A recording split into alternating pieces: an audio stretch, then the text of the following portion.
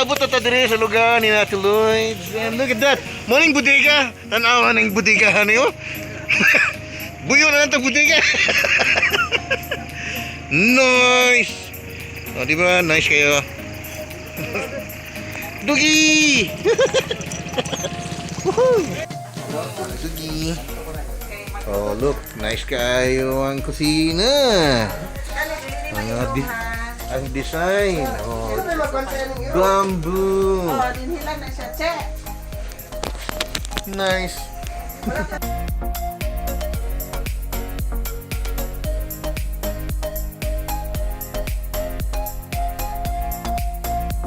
Oh, kabibo ba? Oh, di ba? Nagsugod na may plaster dire. Pero other than that, wato sa amin dito dada kay nadaw dito si Sister Jean. So, grabe. Itong sinakaay dire. Uy! Hoy! So, grabe, abisong pahulay na tayo masakapag. Tanawa, Ikson. Grabe ka subidahon. Nangaupaw na gud eh.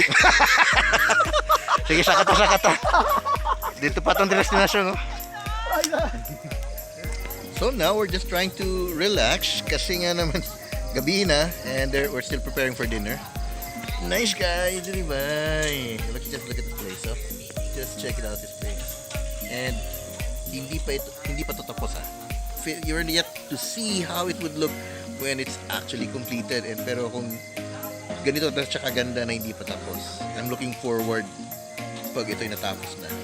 So God bless kina Brother Jojo at Ate Loida. We really appreciate allowing us to visit this place.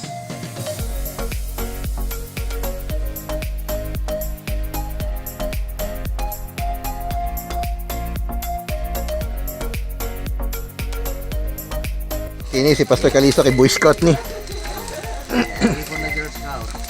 Lang ang boy. What's your ya? Delikado.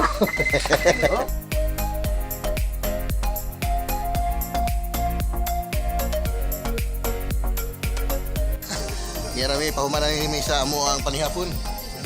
So nagka-bibo na.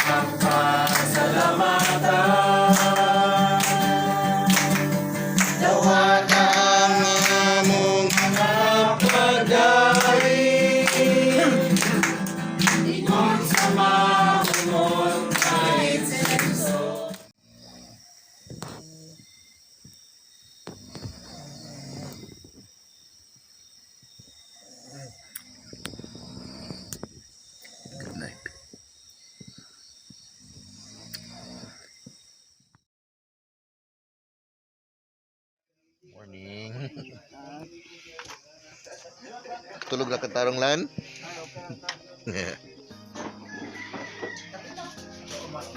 Morning sa tanan.